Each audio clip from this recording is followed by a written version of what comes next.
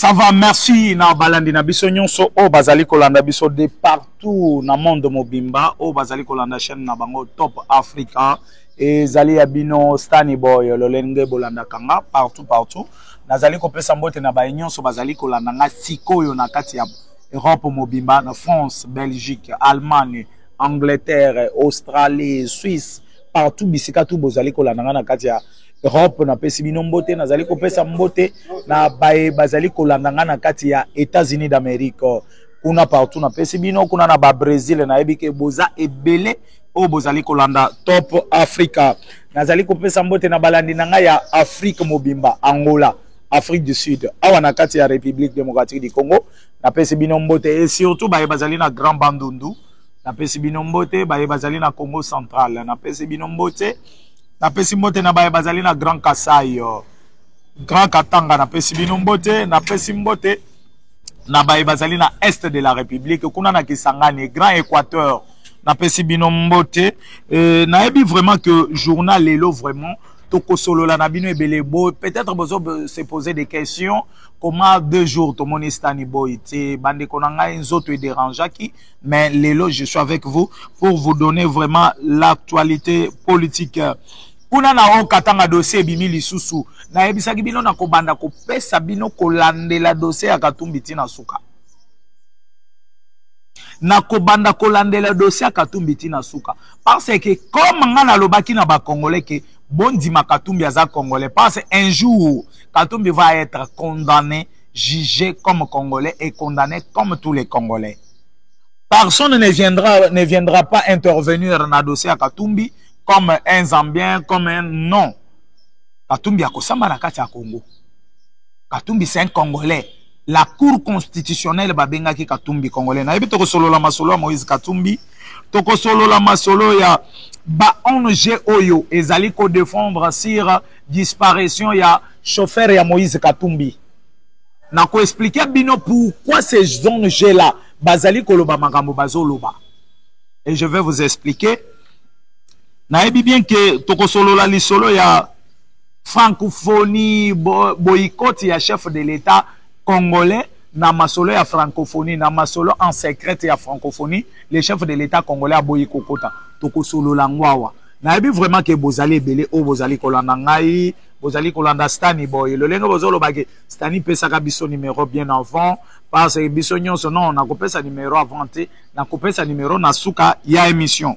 Tobandi vraiment na 3 ONG o ezali ko chamakelele au nom de Moïse Katumbi au nom de disparition plutôt il y a chauffeur ya Moïse Katumbi bazali koloba bien que chauffeur abungi chauffeur bakangiye chauffeur azana aner chauffeur azabo na ebisi bino ko nyonso na ba distraction nyonso na ba distraction parce que ba ONG oyo ba beta avion ya chef de l'État baboma batu na avion ya chef de l'État bapanza batu na avion ya chef de l'État to mona place ba ONG oyo etelema pona koloba te ke babeti masasi na avion ya chef de l'État batu bakufi chauffeur ya chef de l'État marshal abungati lelo toyeba place ebembe na ye ezalaka te.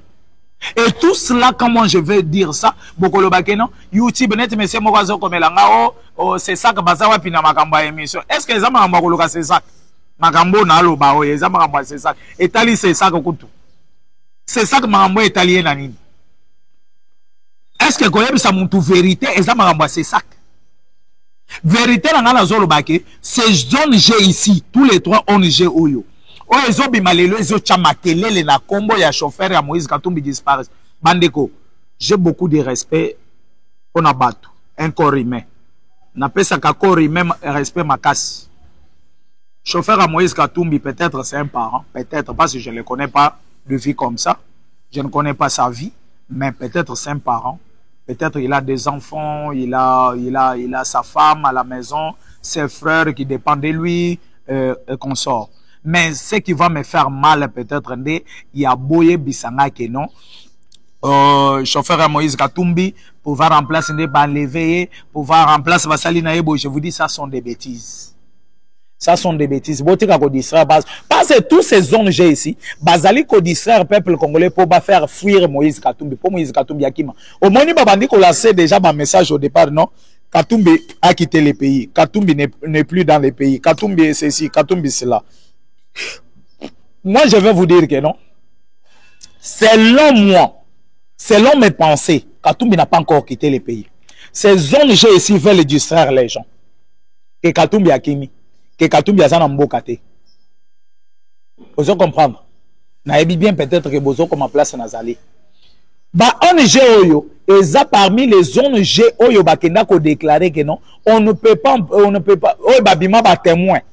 Babima ba témoin que non, Congo a koki, Congo azoboma na kati ya Rwanda. Ba Congolais bazo kota na kati ya Rwanda bazoboma. Ce sont ces ONG ici. Il y avait 81 ONG qui ont déclaré sur ça.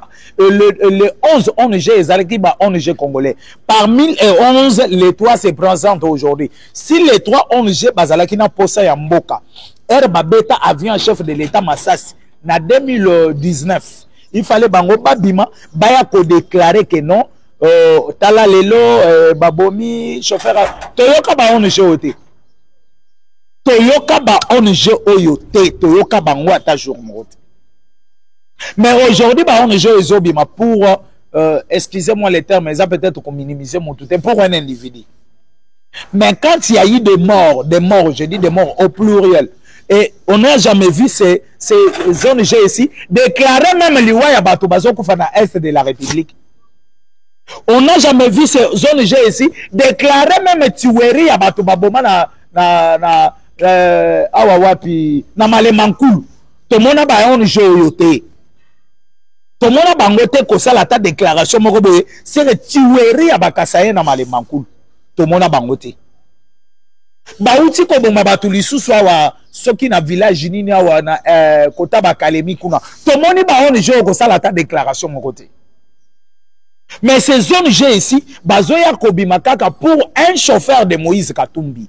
Je ne le minimise pas mes chers frères s'il vous plaît. Nazali ko minimiser été. Nazali ko minimiser chauffeur anate s'il vous plaît. Nazo minimiser existence na été. Parce que les gens ba koki contenir na rigueur que non, talande ngazo minimiser ba. Non, nazo minimiser été. Mais aujourd'hui tozo monaki. Ba Congolais ebele. Bandeko ebele. Ba koti na kati ya distraction. Mes chers frères et sœurs, le long nazali koyebi sabino bien que les ONG que vous voyez ici, baza à la base à Boubou, zoba ebele, les organismes internationaux, o ezali kokota na kati ya Congo koya kopesa ba aide. Tina ya ba aide na bango na Congo ezalaka nini? Tina ya aide ya ba organismes internationaux o yaka na Congo, tina ya ba aide na bango ezalaka nini? C'est par là que les Congolais peuvent ouvrir leurs yeux. C'est par là que les Congolais peuvent ouvrir leurs oreilles pour comprendre ce qui se passe entre nous et l'Europe. Parce que la guerre que nous avons aujourd'hui, ce n'est pas la guerre de Congo-Rwanda, c'est la guerre du Congo-Europe, c'est la guerre du Congo-France, c'est la guerre du Congo-Union européenne. Rwanda n'est qu'un simple représentant. C'est pour cela que les soldats au Rwanda, des commandos au Rwanda, 450 hommes, Bakimi Nakatia au Ouganda. Aujourd'hui, Ouganda est en train de comprendre les choses petit à petit, que l'Europe et les États-Unis sont en train de nous distraire. Vous avez vu comment aujourd'hui, on a chassé comment on appelle, l'ambassadeur américain, Nassol Ougandais. Ougandais, Bengani ambassadeur américain. Du moins qu'il y a la politique et à l'Ukuta. Mais ce qui est causé là, que Bazo Salango avec sincérité, avec beaucoup d'amour pour sauver l'Afrique centrale, ça sera, et l'Afrique entière, ça sera bien. On a chassé l'ambassadeur américain na Ouganda, Lelo. Parce que ça qui est 72 heures. 72 heures et Koki Lelo, l'ambassadeur va quitter le sol ougandais et partir. Il y a des pays africains qui commencent à comprendre que non, le monde aujourd'hui n'est pas dirigé par ces gens-là. Ces gens-là dirigent le monde grâce à nous, l'Afrique. Ces gens-là dirigent le monde grâce à notre richesse de l'Afrique. Et maintenant, si nous, les Africains, nous allons nous imposer à ces gens-là, nous allons les bloquer. Et cela, maintenant, va mettre tout le monde sur le même pied d'égalité. Et si nous allons laisser l'Europe continuer à blaguer avec l'Afrique, et les Africains, nous serons toujours les marchepieds des Européens. Les pays d'Israël ont compris. La Sénégal a compris. Parmi les pays d'Israël, un dernier pays qui vient de s'ajouter, c'est la Sénégal. Aujourd'hui, la Cameroun est rejoint maintenant. Aujourd'hui, c'est l'Ouganda qui vient. Ouganda était déjà, Burundi était là depuis longtemps. La RDC n'en parle même pas. Tous ces pays ici, l'Angola va emboîter les pas bientôt là. Brazzaville va emboîter les pas. Et tout le monde, l'Afrique centrale, les Centrafriques, et tout le monde va emboîter les pas. Et c'est ce qui va montrer maintenant à l'Europe que non, prophétie à Fumu qui mangue ezali koko kisama. Que mutumwindo kokoma mundele mundele kokoma mutumwindo. Kokoma ya mundele mutumwindo ezate que le poste mundele kokoma mwindo ya biso kokoma pembete. Dans le pensée et dans la technologie et dans tout. Et mundele akobanda ko dépendre de na biso. Je vois les choses en train de partir déjà. Je vois les prophéties de Simon Kimbangu en train de partir. Je vois ce que Lumumba avait parlé en train de se réaliser. Je vois ce que Tiani Tshisekedi avait dit que non. Mindele bakobanda kota la Congo na fenêtre et avion. Bakobanda kota l'Afrique pe kolula ngo na musika. C'est ce qui se réalise. Je m'excuse. C'est ce qui se fait maintenant. Bande konanga bino batu bozali kolananga de partout. Ba ONG bomoni baye na Congo baza bato ba distraction. Ba ONG bazali ko yebisa biso disparition. Tu très bien que tozo lo ba makambo yo o biso moko tozo maîtriser très bien. Oyo ngana zali ko yebisa na peuple congolais zakaka ke peuple congolais fongola misu. Lelo toza lendi. Constant Mutamba na Katanga zo recevoir ba menace ya ba politiciens. Pour Moïse Katumbi, pour Mutamba koki kokitaka tanga te, ndenge Mutamba kitina Katanga, akitina Katanga pona kokende kokanga Katumbi.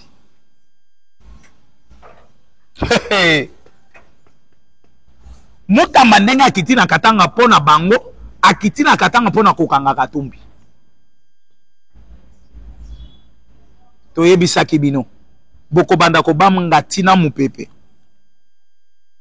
Et distraction ya chauffeur ya Katumbi. Nazoye bisabino que eza vraie distraction pour distraire les peuples congolais.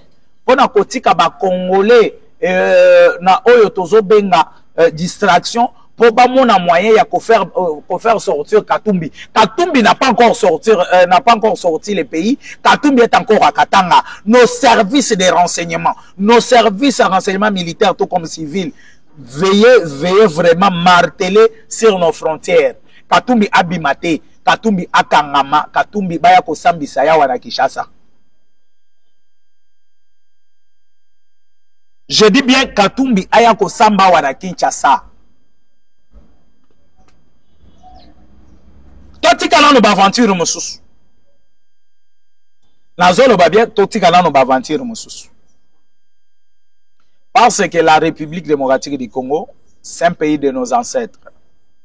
Le Congo ici nous a été laissé par Lumumba, Kasavubu, Joseph Iléo, Kalonji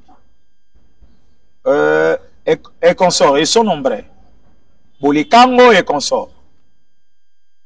Etienne Tshisekedi, il y a des gens qui sont morts pour ces pays. Il y a les gens oyo balongola bateka jeunesse na bango vi mususu biso ba jeune to sala bango ba sala ngote pour sauver ces pays. Et on ne peut pas accepter que ces pays soient tirés au bout des pieds par ba individu moroboy. Par ba individu moroboy. Tokoni mangote. Tokoni mangote. Mais c'est Kafouti chauffeur à Katumbi. Azali Congolais comme tous les Congolais. Du moins que Ezala Maramou vrai na Zoloba. Azali Congolais comme tous les Congolais. Parce que Bakombo Tokomo Zouanabiso. Mais ce qui me c'est Kafouti, à Bungi, Du moins, ils ont la plan à binondenge pour que vous fassiez quelque part. Au bout de la makelele ke kafuti à Bongi. Moi, je vais vous dire, laissez vos bêtises, laissez vos blagues. Nous sommes des Congolais. On doit plus accepter bêtises à ta jour, moko. Toko nima buzo bate. Nakati mboko yo. Toko nima pe distraction te. Nakati mboko yo. Bande konangai. Namoni awa 19e sommet à francophonie. Na 19e sommet à francophonie, la France voulait piéger le Congo. La France voulait humilier le Congo. Mais c'est la France qui est humiliée. C'est Emmanuel Macron qui est humilié par le chef de l'État congolais, Félix Antoine Tshisekedi Tshilombo. Et les Français aujourd'hui, Tozolo Banabino, de Kobana journal obiti lelo nazo ebisobino ke mbuto na kati ya France parce que ba français ba banda ki cause la résolution moko ya kitoko par rapport ya diplomatie à Emmanuel Macron. Emmanuel Macron a prouvé na ba français nyonso ke non, il n'est pas diplomate. Parce que kokitana ya kitana Congo au lieu à solo la makambo à France aluka intérêt à France na kati ya Congo. Emmanuel Macron est venu plaider pour na mwanganchuchu.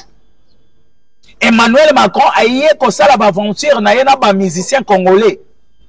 Emmanuel Macron a commis kotambola na ba bandal comme la ba bière moko boye que je ne veux pas citer les noms, que je voulais citer les noms que je ne peux pas citer les noms. Parce que na ko citer ba bière Emmanuel Macron a bandaki comme la na Congo te pour na ko sali la bango publicité.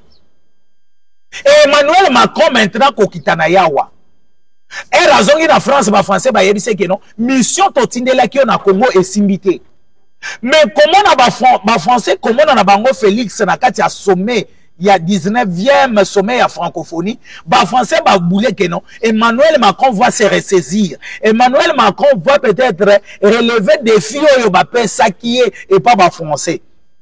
Mais Emmanuel Macron va échouer encore pour la 3e fois. Emmanuel Macron a yambi le chef de l'État congolais. Ayambi chef de l'État congolais Emmanuel Macron basolo linaye. Emmanuel Macron au lieu ya ko solo la na mutu ko convaincre mutu na maloba. Emmanuel Macron veut s'imposer devant Félix Antoine Tshisekedi Tshilombo. Et alors en s'imposant devant Félix Antoine Tshisekedi Tshilombo, Félix aussi a refusé ba imposition à Emmanuel Macron. Aboyi. Alors tu ne peux pas t'imposer chez moi. Nous sommes un pays démocrate. Et la France aussi, c'est un pays démocrate. La France ne peut pas diriger les Congo et les Congo ne peut pas accepter d'être dirigé par la France. Emmanuel Macron a proposé. Félix Alongola Bawazalendo. Emmanuel Macron a proposé. Félix Alongola soutient na ba FDLR. Emmanuel Macron a imposé. Dialogue entre RDC et M23. Emmanuel Macron a imposé solo la causerie entre Kagame et Félix Antoine Tshisekedi Tshilombo. Non, moni na sommet, na ouverture ya sommet, Emmanuel Macron ko banda koloba, ko zoma loba, kolobela bitumba ya Ukraine, kolobela bitumba ya Gaza, mais ko bosana nombre de morts ya Congo. Koloba batunere bazokufa na Ukraine, koloba batunere bazokufa na Gaza, ko bosana ke yayi aussi des morts na Congo. Pas même citer la RDC na monoko nae, na ba pays où ils ont agressé na monde. Emmanuel Macron n'a pas eu le temps de citer la République démocratique du Congo. Mais pour lui, il a eu quand même l'état de citer des stars congolais. Parce que Batumususu Bakoya Zongo Nandengena Bango non, Stani est contre Fali. Moi, je ne suis pas contre Fali. Je dis bien, je cite Fali. Mais Emmanuel Macron trouve que Fali a très important que la République démocratique du Congo. Donc, tous ces 13 millions, plus de 13 millions de morts à l'est de la République, 15 millions de morts à Kisangani, plus de 5 millions de morts par Kamouina Sapo, Kasai, plus de combien de millions à Bandundu, Kwamuntu et consorts. Emmanuel Macron ignore les tout et pour lui, c'est Fali qui l'intéresse. C'est une façon d'humilier la République démocratique du Congo. Je dis bien, c'est une façon d'humilier la République démocratique du Congo. Parce que si Emmanuel Macron a yébaki bien que bah Congolais, au moins perte de vitesse, hein, perte de vitesse. Je vais vous dire pourquoi Emmanuel Macron a perdu ses vitesses. Et je vais m'expliquer. Emmanuel Macron amoni bato bakufi na Ukraine, amoni bato bazokufa na Gaza, bitumba ya Gaza o esali pas même inane. Mais bitumba ya Est de la République toke de déjà na ba 26 ans. 27 ans. Bato bazokufa na Est de la République, il a tout ignoré. Et maintenant France mobimba elle se ko baye ko amplifier les kambango. Ba komi ko la ki sana face du monde que Emmanuel Macron c'est un incompétent. Il ne mérite pas de diriger la France. Il ne mérite pas de dire papa, la France n'est pas n'importe quel pays. Hein? La France est la 5e puissance nucléaire dans le monde. Je dis bien la France est la 5e puissance nucléaire dans le monde. Mais 5e puissance nucléaire. Où il y a un président inconscient. Un président qui ne connaît pas faire la diplomatie. Pour les Français, Bango, Ndenge Félix Ayaki Nagata France na sommet oyo. Ezalaki récupération. Ezalaki bazo. Emmanuel Macron va imposer à Félix, il y a qu'au résilier ba contrat nyon son Chine. Pour France a récupéré ba contrat oyo ba signé na Chine. Pour Emmanuel Macron a signé sa Bitumba na Est. Donc il est en train de s'accuser que Bitumba ya Est c'est bien lui qui est à la base. C'est bien lui qui est à la base. Pas se dire que non, résilier les contrats avec toutes les sociétés chinoises et ces sociétés-là, biso tokoti nango na kati ya Congo ya biso ba français, bo signer ba contrat, ba société na siko est remplacer la Chine. La Chine aujourd'hui a débloqué plus de 100 milliards pour la République démocratique du Congo. Et la France a déjà débloqué quoi pour les Congo? Des Européens, des margoulins. Des margoulins. Bande konanga bino bato bozali kolandanga na zokende malembe na suka ya émission nanga. Je pense très bien que émission nanga lolenge tozokende. Il me reste encore quelque chose à 10 minutes pour tout chiter par là. Mais la France aujourd'hui ba yeko fongola misu. Ba comprendre que sans la République démocratique du Congo, biso France toko vivre té, biso France toko sala le côté et c'est tout à fait normal. Ezaya solo France soki peut-être Afrique ezalite tala ba pays du Sahel nyonso baboye France. Je dis bien ba pays du Sahel nyonso basali nini baboye France. Le Sénégal motema ya France abwakisi France. Ouganda, je vous dis bien que les États la France a moni Ouganda zobwakisa États-Unis. Azokota États-Unis na doute. Pour votre information, Ouganda vient de signer l'accord militaire na Russie. Ouganda a signé accord militaire na Russie.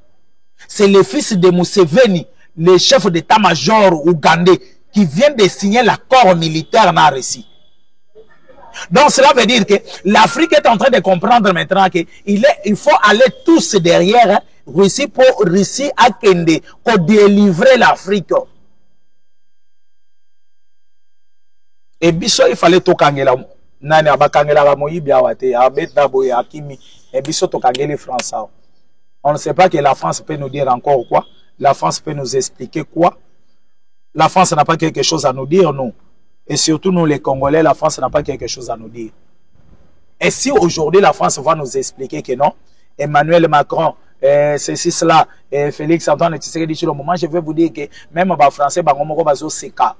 Bazo mona comment Macron a zali kokoti sa pays na bango na kati ya libulu diplomatie dimi. Diplomatie mouké. Et pas Emmanuel Macron. Emmanuel Macron a organisé maintenant réunion à huis clos.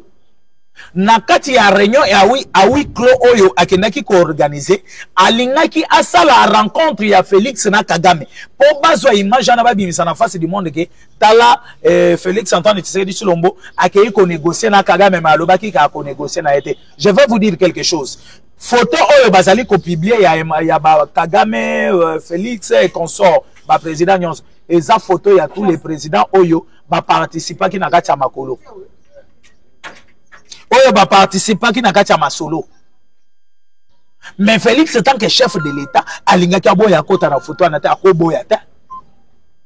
Mais il a trouvé que non, réunion à huis clos ezana piège moko bazo tendre. Na réunion na ndo moni akei ko boyikoter réunion à huis clos azui avion azongi pe Congo. Kozonga na ye na kati ya Congo et pesi Emmanuel Macron qui pelekese et pesi qui zunguzungu Emmanuel Macron comprend que non moni sikoyo na fermeture ya sommet Emmanuel Macron koya koloba ke non Rwanda doit retirer ses militaires plus vite dans le sol congolais et c'était déjà tard. Ezalaki déjà tard. Mon entier essaye qui déjà que Félix a boycotté, Félix a fâché. Emmanuel Macron ko banda kolela lila. Eza participé mawa. Eza participé mawa. Mais na kati ya dio na bango. Emmanuel Macron a créé sala dio na Paul Kagame po baboma le monsieur c'est qui encore le nom l'écrivain oh. Le monsieur Charles Onana. Charles Onana c'est un écrivain camerounais. Vu que a saliba expertise nae, a saliba enquête nae, a saliba expérience nae nyonso, a tamboli en Afrique, a tali ce qui se passe en Afrique. Aye qu'on se basé sur l'Afrique centrale. Pour savoir ce qui se passe en Afrique centrale, Charles Onana va découvrir nombre de morts tués par Rwanda na kati ya République démocratique du Congo. Et nous avons des gens tués par Rwanda dans la République démocratique du Congo. Nous sommes au-delà des millions et des millions de personnes tuées par Rwanda. Soutenues par la France, soutenues par l'Union européenne. Et Charles Onana va écrire dans ce livre. Et il est publié partout dans le monde. Le livre est déjà partout dans le monde entier. Le monde entier sache déjà... Le monde entier savent déjà ce qui se passe entre Rwanda et la République démocratique du Congo. Ce qui se passe entre l'Union européenne et la République démocratique du Congo. C'est comme ça qu'Emmanuel Macron va organiser la tuerie. Il y a Charles Onana. Tant que Charles Onana, livre ce qui va bengi, va proposer, bambongo, alongo la livre nayana, va proposer makambo ebele, va proposer, va j'ai déjà écrit. Livre ça déjà dans ma boucle à battre belé. Attends les lots dans l'ongolian. Mais ce que j'ai déjà écrit, je ne peux pas les changer. Oh, ils ont déjà dans ma boucle à battre. On a cocu qu'on change en côté. Et ces livres-là, je suis en train de les chercher. On a qu'on la tribune et la justice à Paris. Parce qu'ils savent bien que celui qui est derrière Kagame, c'est la France. La France est soutenue par l'Angleterre, les consorts, les États-Unis et consorts. Et maintenant, nous allons porter plainte dans la France. C'est la France maintenant qui va agir. Tout le monde a comment France a quoi agir. Réaction à France et Kozalanini vis-à-vis à Kagame. Très intelligent. C'est pour ça que je vous ai toujours dit, mais c'est Simon qui m'a dit déjà, Mundela Kozala Muntumuindo Kozala Mundele. Akei Kofunda, pour la réaction à France et Kozalanini. Parce que yo monto bandaki ko soutenir. Mais, ezalo quoi, moi, aza mal éduqué. L'enfant qui n'a pas une bonne éducation, toi tu viens donner maintenant les rapports de sale comportement de cet enfant-là, chez son père qui l'a mal éduqué. Et pour voir maintenant la réaction de son père, comment, et maintenant un père mal éduqué, et un père qui a très mal éduqué ses enfants, dans ta présence, c'est pour te montrer comme si Azo Gangi la moine. C'est ce que Emmanuel Macron a fait. Félix Asilikeli a Longwe a Boyi qu'on rencontrait Paul Kagame. Au moni Azongi Balamoko que non. Il faut rendre l'Angola. Basoden est plus vite dans le Congo. Il faut rendre Salaboy. Il faut rendre Salaboy. Ça montre que non. C'est un père qui a très mal éduqué ses enfants, qui n'a pas une bonne éducation à donner à ses enfants. Parce qu'un parent, il va d'abord te remercier, toi qui es venu acquiser son fils.